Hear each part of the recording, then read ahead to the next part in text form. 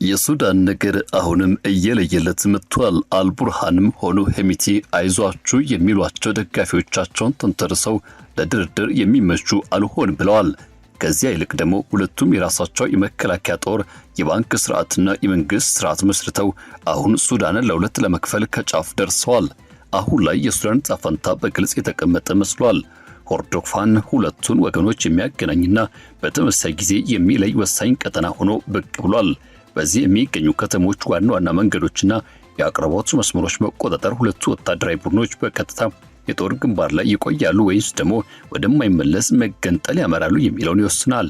ቀደም ሲል ግጭቱን በሁለት ታጣቂ ቡድኖች መካከል እንደሚደረግ የስልጣን ፍልሚያ አድርገው ይመለከቱ የነበሩ አሸማካዮች አሁን እርስ በርስ የሚፋጠጡ ሁለት ተፎካካሪ መንግስት ግንባታ ፕሮጀክቶችን ለማስታረቅ ተገደዋል።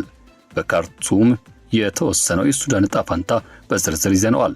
ሰብስክራይብ በማድረግ ቻናሉን ከኛ ጋር ይቆዩ። ቪዲዮ ላይክ ማድረግ ቀዳሚ እርምጃው ይሁን። መልካም ቆይታ። በካርቱም የሚገኘው የሪፐብሊካን ቤተ መንግስት የሱዳን ሽግግር ምክር ቤት ሊቀመንበርና የሱዳን ታጣቂ ኃይሎች ጠቅላይ አዛዥ ጀነራል አብዱል ፈታህ አልቡርሃን ከከፍተኛ የአፍሪካ ህብረት የሰላምና ደህንነት ምክር ቤት ልዑካን ቡድን ጋር ፊት ለፊት ተቀምጠዋል። በውጭ ጉዳይና በዓለም አቀፍ ትብብር ሚኒስትሩ አምባሳደር ሙህዲን ሳሌም በተገኙበት የተከናወነው ይህ ስብሰባ ከ3 ዓመታት በላይ የዘለቀውን የሲቪል ጦርነት ከባድ ሚዛን ጥላ ያዘለ ነበር። ከእነዚያ የቤተ መንግስት ግንቦች ውጪ የሆኑ አገሪቱ ከጊዜ ወደ ጊዜ በሁለቱ የተለያዩና ራሳቸውን የቻሉ አስተዳደራዊ አካላት የተከፈለች ምትሄድበት መራር እውነታ እየታየ ነው።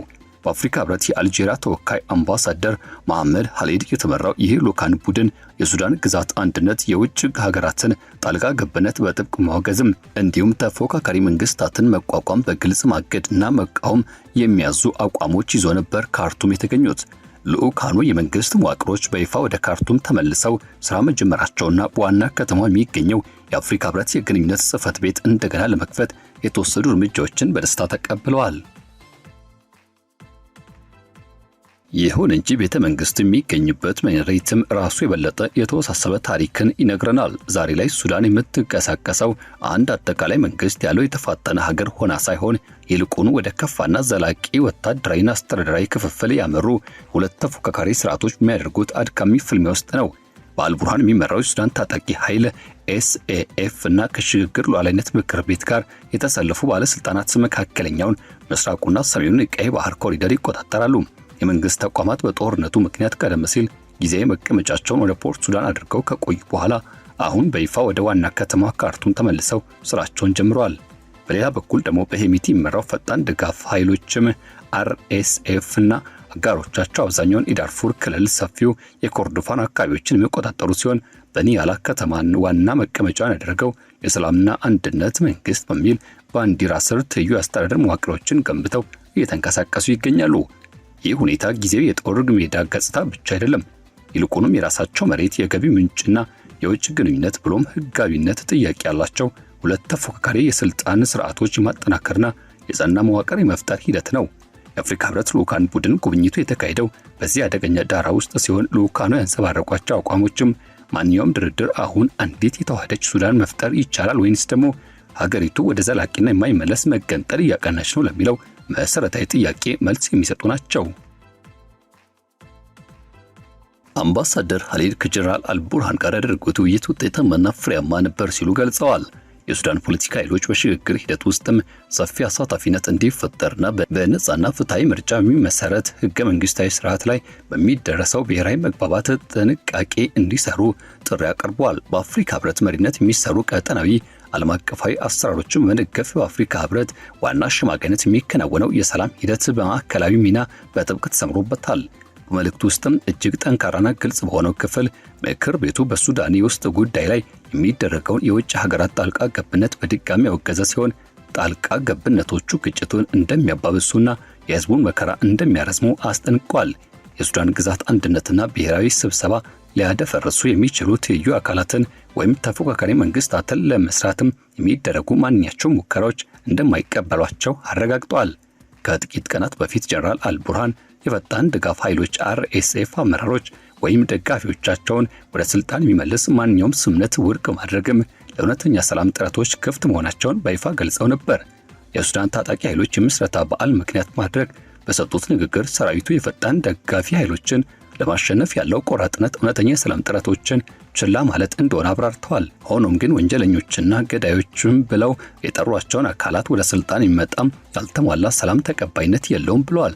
በእሳቸው አገላለጽ ወደ ሰላም የሚወስደው መንገድ የሚጀምረው ሚሊሻው መሳሪያውን ሲያወርድ፣ በተወሰኑ ቦታዎች ላይ ሲሰበሰብ፣ ዜጎች ወደ መኖሪያቸው ሲመለሱና መደበኛ ሕይወት ከአገልግሎቶች ጋር መመለስ ሲችል ብቻ እንደሆነ አመላካች ነው።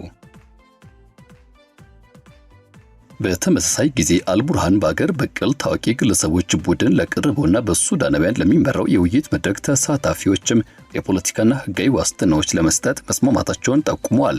መንግስት ራሱ የውይይቱ አጀንዳ ሳይቀርጽ ወይም ሳይደራጅ የሎጂስቲክስ ድጋፎችና ጥበቃዎችን እንደሚያቀርብ ገልጸዋል። የጠቅላይ ሚኒስትሩ ተወካይ ካሚል ኢድሪስ በበኩላቸው በሱዳናውያን መካከል የሚደረገው ሀገራዊ ውይይት በቅርቡ እንደሚጀምር ለአፍሪካ ህብረት ልዑካን ቡድን ተናግረዋል። የሱዳን ታጣቂ ኃይሎች ቁጥጥር አሁን አብዛኛውን የሰሜናዊ ምስራቃዊና የመካከለኛ ሱዳን ክፍሎች የሚያካትት ሲሆን ዋና ከተማ ካርቱምና ካርቱም ከቀይ ባህር ጋር የሚያገናኘው ዋና ስትራቴጂካዊ መስመሮችን ያጠቃልላል። የመንግስት መዋቅሮች ወደ ካርቱም መመለስ ወታደራዊ ስኬት ብቻ ሳይሆን ከጦርነቱ በፊት ከነበሩት የመንግስት ተቋማት ጋር ያለውን ህልውናዊ ቀጣይነት ለማረጋገጥ የተደረገም ታላቅ የፖለቲካ ድል አድራጊነት ማሳያ ነው። በምዕራብ በኩል ደግሞ ፈጣን ደጋፊ ኃይሎች RSF እና አጋር እንቅስቃሴዎቻቸው በዳርፉር ክፍለ ሀገራት እንዲሁም በሰፊው ኮርዶፋን አካባቢዎች ላይ ያላቸውን ቁጥጥር አጠናክረዋል። በወርሃ ነሐሴ የሰላምና አንድነት መንግስት በይፋ የታወጀ ሲሆን መሐመድ ሐምዳን ዳጋሎ ሐሚቲ የፕሬዝዳንታዊ ምክር ቤቱ መሪ ሆነው ተሹመዋል።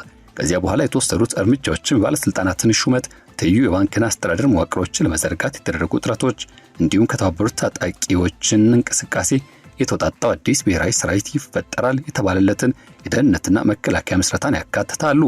እነዚህ እንቅስቃሴዎች በብዙዎቹ ዘንድ እንደ ጊዜያዊ ጦርነት ጊዜ አስተዳደር ሳይሆን የተለየና የራሱን የቻለ የፖለቲካ አስተዳደር የመትከል አደገኛ እርምጃዎች ተደርገው በስፋት እየታዩና እየተተረጎሙ ይገኛሉ። ኮርዶፋን ሁለቱን ወገኖች የሚያገናኝና በተመሳሳይ ጊዜ የሚለይ ወሳኝ ቀጠና ሆኖ ብቅ ብሏል። በዚያ የሚገኙ ከተሞች ዋና ዋና መንገዶችና የአቅርቦት መስመሮችን መቆጣጠር ሁለቱ ወታደራዊ ቡድኖች በቀጥታ የጦር ግንባር እንደተያያዙ ይቆያሉ ወይንስ ደግሞ ወደማይመለስ መገንጠል ያመራሉ የሚለውን ይወስናል። በቅርቡ የሱዳን ታጣቂ ኃይሎች በሰሜን ኮርዶፋን ያደረጉት ግስጋሴ የካርቱኤል ኦበይድ ኮሪደርና የተወሰኑ ክፍሎችን እንደገና መቆጣጠርን ጨምሮ የአካባቢውን ወታደራዊ ሚዛን የለወጠ ሲሆን በሌላኛው ወገን ላይም የስልት ማስተካከያ እንዲያደርጉ አስገድዷቸዋል። ኤል ኦበይድ ራሷ የከፍተኛ ውጥረት ማዕከል ሆና የቀጠለች ሲሆን ተንታኞች ከተማ ሌላዋ ታላቅ የከተማ ፍልሚያ መድረክ ልትሆን ትችላለች በሚል በጥብቅ ይከታተሏታል። እነዚህ ሁለቱ አስተዳደራዊ ስርዓቶች እኩል አይደሉም።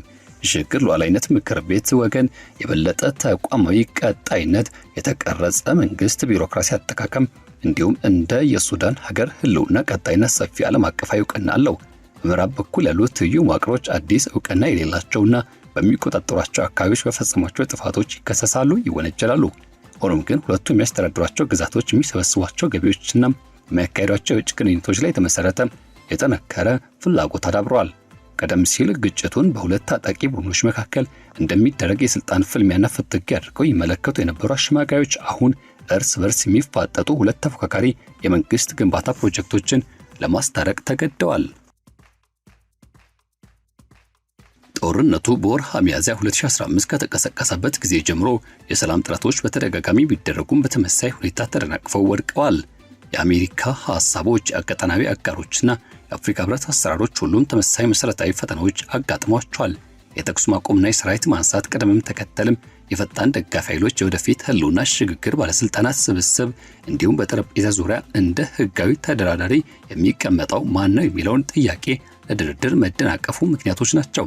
ባለፉት ወራት በተባበሩት መንግስታት ድርጅት መስመሮች በኩል የተከናወኑ የእስረኛ ልውውጦች፣ በተለያዩ ቦታዎችና በሱዳን የፖለቲካ ቡድኖች መካከል የተደረጉ ሚስጥራዊ ምክክር ስብሰባዎች ብሎም በሱዳናውያን በራሳቸው የሚመሩት ሂደቶች ላይ የተደረጉ አዳዲስ ትኩረቶችም ታይተዋል። የጀነራል አልቡርሃን ለአመፁ ተጠያቂ ያደረጓቸው አካላት ያገለለው ድርድር ማድረግም መስፈርት ያለው ፍላጎት፣ በሌላ በኩል ደግሞ ፈጣን ደጋፊ ኃይሎች ራሳቸው እንደገና የሚቀላቀል ሚሊሻ ሳይሆን እንደ ራሱን የቻለ አስተዳደር አካል አድርገው የሚያቀርቡበት ትይዩ ተቋማት ግንባታ ጎን ለጎን የሚካሄዱ ተቃራኒ እውነታዎች ናቸው። የአፍሪካ ህብረት በውይይት በብሔራዊ እርቅና በሱዳናውያን ባለድርሻ አካላት በሚመራ አጠቃላይ መፍትሄ ላይ ያለው ጽኑ አቋም ይህን የተወሳሰበ የመርፌ ቀዳዳ ለማለፍ የሚደረግ ጥረት አንድ አካል ነው። በሽግግር ሂደት ውስጥም ተሳትፎ እንዲኖርና ወደ ነፃና ፍትሃዊ ምርጫ እንዲካሄድ የቀረበው ጥሪ ወደ ህገ መንግስታዊ ስርዓት የመመለሻ መንገድ ተደርጎ ቀርቧል። ይሁን እንጂ አንደኛው ወገን ሌላኛውን እንደ ህጋዊ የፖለቲካ ተዋናይ በማይቀበልበትና እያንዳንዱ ወገን የራሱ አስተዳደር መዋቅር ያለው ሰፊ መሬት የሚቆጣጠርበት ሁኔታ ውስጥ እንዴት ድርድር ማድረግ ይቻላል የሚለው ተግባራዊ ጥያቄ አሁንም ሳይመለስ ተንጠልጥሎ ይገኛል። በሪፐብሊካን ቤተ መንግስት የተደረገው ስብሰባ ድንገተኛ መፍትሄ ወይም አዲስ የተቃና መንገድ አላመጣም። ያደረገው ነገር ቢኖር በካርቱም የሚገኘው የሱዳን አመራር ፊት የውጭ ጣልቃ ገብነትና የውስጥ ትይዩ መዋቅሮችን ውድቅ የሚያደርጉ በተመሳሳይ ጊዜ ደግሞ ውይይትን እንደ የመንግስት ስልጣን ከዋና ከተማዋ እንደገና መመለሱን የሚደግፉ የአፍሪካ ህብረት አቋሞችን በይፋ መመዝገብ ነው። የመንግስት ወደ ካርቱም መመለስ የተደረገው አቀባበልና የጽህፈት ቤቱ እንደገና የመከፈት እቅድ በምስራቁና በመካከለኛው ክፍሎች ያለውን የአሁን ቁጥጥር ሂደትና ሚዛን በተግባር ዕውቅና መስጠት ነው። እነዚህ አቋሞች በምስራቅና በምዕራብ መካከል ያለውን ክፍፍል ወደሚያስቀረው የድርድር ማዕቀፍ ሊተረጎሙ ይችላል ወይስ ደግሞ አይችልም የሚለው ዋናው ያልተመለሰ ጥያቄ ነው።